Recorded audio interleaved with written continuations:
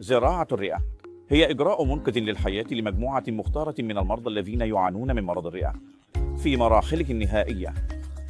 الآن، ما يعنيه مرض الرئة في مراحله النهائية هو أن المرض قد أثر على الرئة لدرجة أن جميع خيارات العلاج قد تم تجربتها، ووجدت أنها تعمل في البداية، ولكن مع مرور الوقت توقفت عن العمل، والآن لم يعد لدى المريض أي خيار آخر.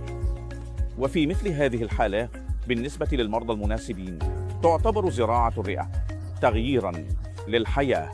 إنها تساعد في تخفيف الأعراض، وكذلك تساعد في إطالة الحياة، وهو ما نسميه البقاء على قيد الحياة. الأمراض الشائعة التي تسبب مرض الرئة في مراحله النهائية في بلدنا الأكثر شيوعاً هو ما نسميه مرض الرئة الخلالي، يليه ارتفاع ضغط الشريان الرئوي، وهو ارتفاع ضغط الدم في الرئتين، ومرض الانسداد الرئوي المزمن المعروف COPD.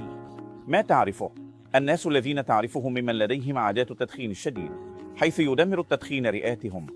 الآن، بعد أن نقوم بزراعة الرئة، يكون هؤلاء المرضى معرضين لخطر الرفض، لأن الجهاز المناعي في أجسامنا يتعرف على العضو الجديد كشيء غريب لا ينتمي إلينا، ويقوم بشن هجوم رفض ضد العضو.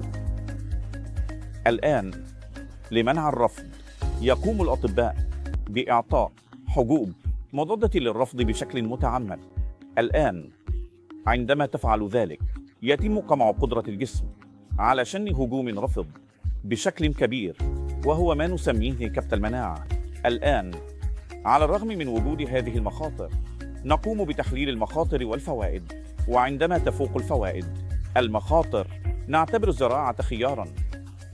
وهناك الكثير من المرضى الذين حصلوا على نوعية حياة جيدة بعد الزراعة، لكنهم يحتاجون إلى متابعة مستمرة لمراقبة هذه الآثار الجانبية.